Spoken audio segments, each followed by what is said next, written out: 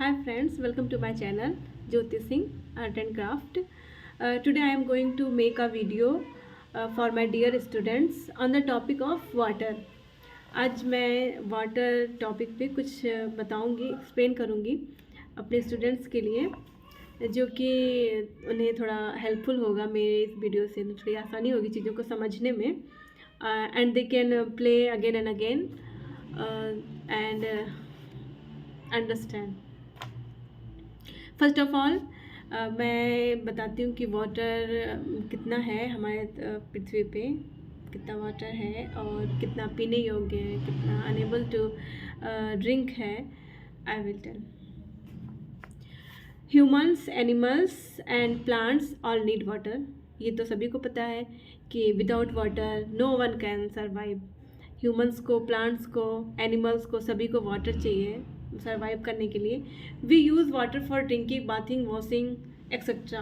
हम सभी चीज़ों के लिए, ड्रिंकिंग के लिए, वॉशिंग के लिए, बाथिंग के लिए, सब चीज़ों के लिए पानी का यूज़ करते हैं। और there are many source of waters like rivers, lake, ponds, ocean, but there are 3/4 of the earth's surface is covered with sea water.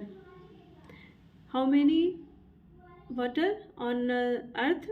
There are 3/4 of earth's surface is covered with water. We cannot drink sea water as it is salty. हम समुद्र का पानी P नहीं सकते हैं क्योंकि वो खारा होता है, इस वजह से हम उसे पी नहीं सकते। Fruits and vegetables also contain water. 70% of our body weight is due to water. All of our body functions depend on water solutions. Next topic है स्टेट्स ऑफ वाटर, मतलब कि पानी की अवस्थाएं कौन कौन सी होती हैं।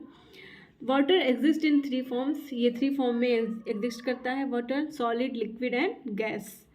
Normally water exist in liquid form. Normally तो लिक्विड फॉर्म में ही होता है water, but it change into vapour when heated at 100 degree Celsius. जब हम उसे 100 डिग्री सेल्सियस पे हीट करते हैं तो वो वाटर वेपर में चेंज हो जाता है। And it becomes ice when temperature reach below 0 degree Celsius. और जब टेम्परेचर 0 डिग्री सेल्सियस पे पहुंचता है, होता है, तो वो आइस में चेंज हो जाता है। Ice has a definite shape. Ice का तो एक निश्चित आकार होता है, but water does not have any definite shape. Water का कोई डेफिनेट शेप नहीं होता। हम उसको जिस भी वेसल्स में कीप करते हैं तो वो उसी का मतलब शेप ले लेता है। नेक्स्ट टॉपिक है evaporation. When water is heated it turns into water vapour. जब उसको, पानी को हम हीट करते हैं तो वो भाप के उसमें फॉर्म में चेंज हो जाता है। उसको क्या बोलते हैं? इवेपोरेशन बोलते हैं। और नेक्स्ट टॉपिक है कंडेंसेशन। जब पानी फिर से भाप जो है वो फिर से ठंडा होता है तो वो भाप क्या बन जाता है? फिर से ठंडा होने के बाद फिर से पानी बन जाता है, तो उसको क्या बोलते हैं? कंडेंसेशन। नेक्स्ट टॉपिक है वाटर साइकिल, मीन्स जल चक्र हिंदी में बोलते हैं। तो हम वाटर साइकिल पे बात करेंगे। When the sun shines water from the rivers, ponds, lakes and oceans heats up and rise in the form of water vapour.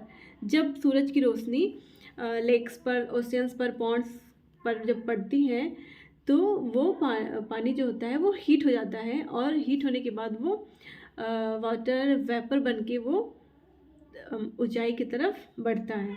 The vapour rises into the air where it cools and condense into water. फिर वो भाप होता है वो धीरे धीरे ऊपर जाकर आसमान में फिर वो ठंडा हो जाता है और वो एक रेन ड्रॉप के फॉर्म में चेंज हो जाता है। जब वो रेन ड्रॉप बिग साइज में हो जाता है तो रेन फॉल होता है और उससे बारिश हो जाती है। फिर वो बारिश का पानी नदियों में और पॉन्ड्स में, ओशन में पहुंच जाता है। फिर से सनशाइन होता है, वो मतलब लेक, पॉन्ड्स और ओशन के उस पर और वाटर पे पड़ता है। फिर वो वाटर हीट होके फिर वो वेपर के रूप में ऊपर बढ़ता है, ऊपर जाके फिर ठंडा होता है, फिर वो बारिश बनता है। इसको हम बोलते हैं water cycle. Clouds grow and become heavier. When the droplets of water in the clouds become too big, they fall on the earth as rain. This is called precipitation.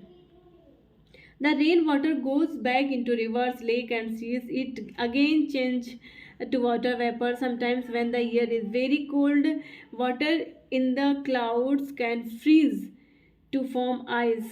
It then becomes down as hail और snow. मतलब snowfall होता है जब हवाएं बहुत ज़्यादा ठंडी होती हैं तो वाटर वेपर होता है वो आइस के फॉर्म में चेंज हो जाता है और स्नोफॉल होता है. नेक्स्ट टॉपिक है water storage.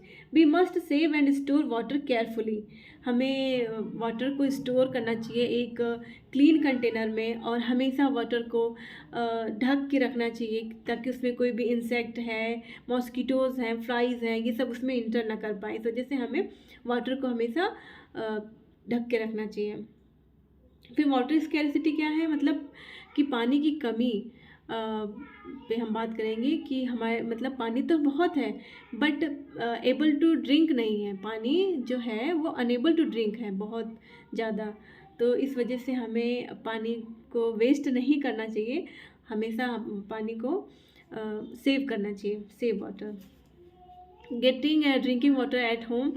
At home we get drinking water through taps. Before it reach our home, it is purified by big machines called water treatment plants.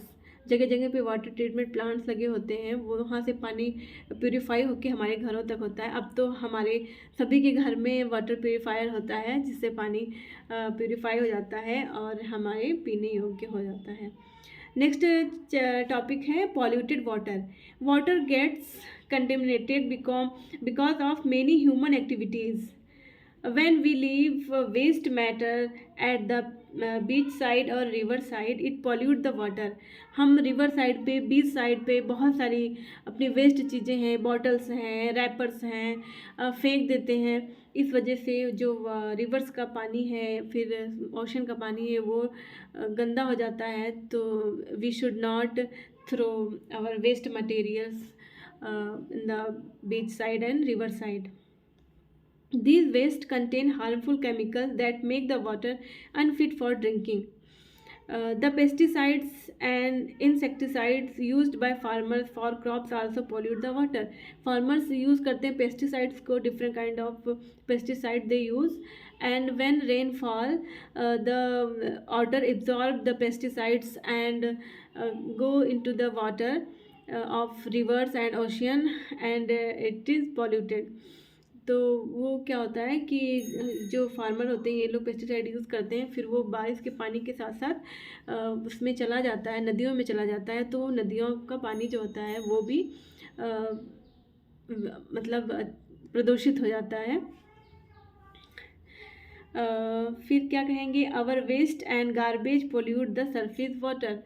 तो और हम जो नदियों में मूर्तियों को विसर्जित कर देते हैं, फूल माला ये सब उसमें डाल देते हैं नदियों में, ये हमें नहीं फेंकना चाहिए नदियों में क्योंकि वो वाटर सरफेस होता है उसको पोल्यूट कर देता है. Save water. Water is precious. Water बहुत ही ज़्यादा प्रीसियस है.